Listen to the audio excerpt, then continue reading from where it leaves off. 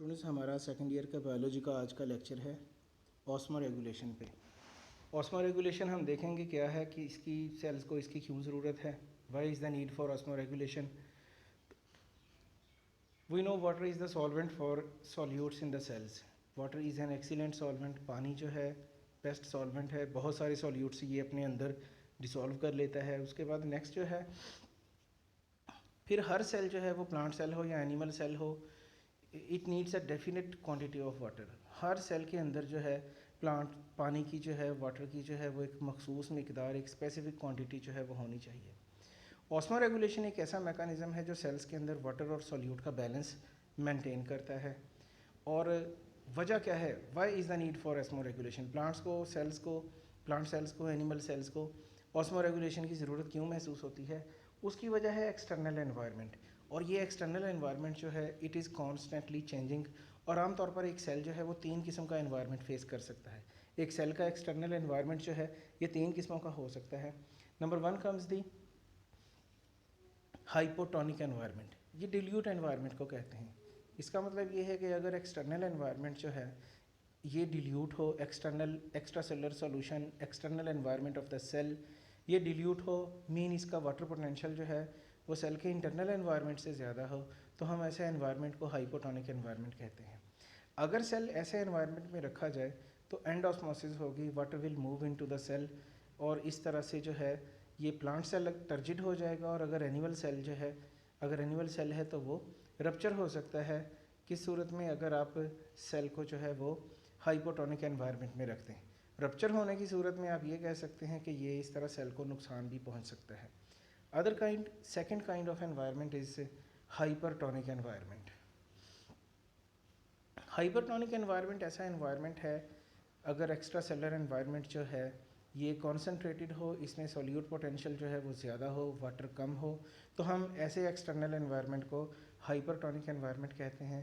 Cell को अगर आप हाइपरटोनिक एनवायरनमेंट में रखते हैं तो cell will lose its water by exosmosis, और इस तरह सेल जो है वाटर लूज़ करने के बाद प्लाज्मोलाइज हो जाएगा। नेक्स्ट एनवायरनमेंट जो है, third environment is isotonic. Iso mean same. अगर सेल का एक्सटर्नल और इंटरनल एनवायरनमेंट एक जैसे हों, मीन उन दोनों में, एक्सटर्नल में, इंटरनल एनवायरनमेंट में वाटर पोटेंशियल, सॉल्यूट पोटेंशियल दोनों एनवायरनमेंट्स का एक जैसा हो, तो then the two environments are said to be isotonic to each other. ये फिगर आप देखें, इसमें सेल ए जो है it is placed in hypotonic environment. देखें ये टर्जिड हो गया है। Cell B was in isotonic, इसको कुछ भी नहीं हुआ, इसकी शेप चेंज नहीं हुई। Whereas cell C was placed in hypertonic environment, और ये सेल जो है ये श्रिंक कर गया है, इसने अपना वाटर लूज़ कर दिया है। नेक्स्ट हमारा टॉपिक जो है वो है ऑस्मो रेगुलेशन इन प्लांट्स। तो प्लांट्स की डिस्ट्रीब्यूशन जो है, plants are found in different types of habitats, मुख्तलिफ़ किस्म के माहौल में पाए जाते हैं। प्लांट्स की डिस्ट्रीब्यूशन जो है it depends upon the availability of water. पानी की अवेलेबिलिटी प्लांट्स को बहुत ज़्यादा, दरमियानी या बहुत कम हो सकती है। मीन प्लांट्स के जो हैबिटेट हैं they may be aquatic, they may be moderate, और they may be extremely dry और टेरेस्ट्रियल। तो इन तीनों किस्म के एनवायरनमेंट में रहने के लिए प्लांट्स जो हैं they have developed different types of adaptations. Plants का जो पहला ग्रुप आता है उसको आप कहते हैं हाइड्रोफाइट्स, जिसका मतलब है एक्वेटिक प्लांट्स आप इन्हें कह लें। ये ऐसे प्लांट्स हैं जो एक्वेटिक एनवायरनमेंट में पाए जाते हैं। इन प्लांट्स को जो है ये प्लांट्स जो हैं they have adaptation to survive in excess water environment, यानी पानी बहुत ज़्यादा है, पानी इनकी ज़रूरत से कहीं ज़्यादा अवेलेबल है, और इनमें जो है वो इसी एनवायरनमेंट में ज़िंदा रहने की एबिलिटी है। They have adaptations. कौन कौन सी अडाप्टेशन है वो हमने देखनी है। इन प्लांट्स का जो प्रॉब्लम है वो है flooding. They need to get rid of excess water, they need to get rid of flooding. कैसे ये इस फ्लडिंग से निजात हासिल करते हैं? इनमें जो है ये प्लांट्स जो हैं they have large surface area, surface area इनका बहुत ज़्यादा होगा। इस तरह से इनमें ट्रांसपायरेशन ज़्यादा होगी, इनमें स्टोमेटा भी ज़्यादा होंगे। ये तीन अडाप्टेशन हमने जो है वो कंसिडर करनी है कि these plants need to get rid of flooding, they need to get rid of excess water. इस मकसद के लिए इन्होंने ट्रांसपायरेशन ज़्यादा करनी है। इनका सरफेस एरिया ज़्यादा होगा, इनमें स्टोमेटा की तादाद ज़्यादा होगी, और इनके स्टोमेटा जो हैं ये अपर सरफेस पे होंगे to promote the water loss. ये हाइड्रोफाइट्स हैं, वाटर लिली प्लांट है ये जो है आप देख सकते हैं ब्रॉड लीव्स हैं, इनके सरफेस एरिया लीफ का ज़्यादा है और इस तरह से जो है ये ट्रांसपायरेशन जो है इनमें ज़्यादा होगी। नेक्स्ट कैटेगरीज प्लांट्स की जो हमारी अगली कैटेगरी है, दे आर नोन एज मीज़ोफाइट्स।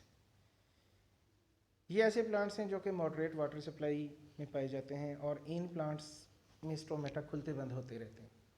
अगर इनको वाटर सप्लाई सफिशेंट हो तो फिर इनके स्टोमेटा खुल जाएंगे, और अगर वाटर सप्लाई जो है वो कम पड़ गई, पानी की सप्लाई कम हो, तो फिर इनके स्टोमेटा बंद हो जाएंगे। कॉमनली इन प्लांट्स में ब्रासिका आ जाता है, रोज़ आ जाता है और मैंगो आ जाता है। नेक्स्ट हमारी कैटेगरी जो है प्लांट्स की, दे आर नोन एज ज़ीरोफाइट्स। ज़ीरोफाइट्स ऐसे प्लांट्स हैं जो कि एक्सट्रीम ड्राई कंडीशंस में पाए जाते हैं। ड्राई एनवायरनमेंट में, खुश्क माहौल में पाए जाने प्लांट्स को ज़ीरोफाइट्स कहते हैं।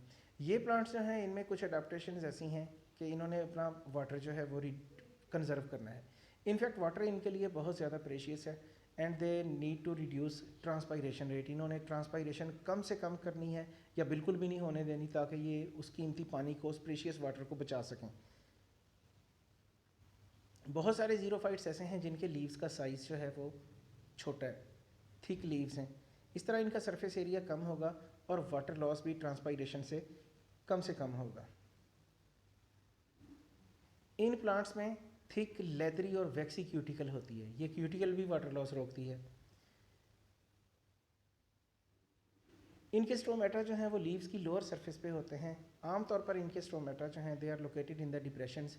ऐसे स्टोमेटा के लिए वर्ड यूज़ होता है संकन स्टोमेटा। तो इनके संकन स्टोमेटा जो हैं ये भी वाटर लॉस कम से कम रखने में काम आते हैं।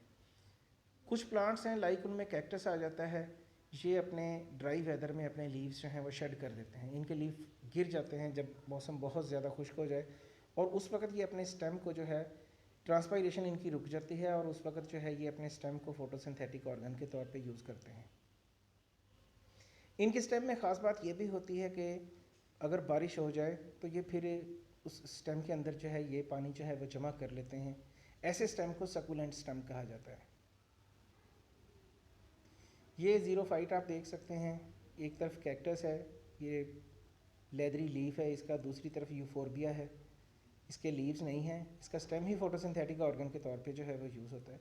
तो इस तरह ज़ीरोफाइट्स जो हैं ये अपना वाटर जो है कंजर्व करते हैं।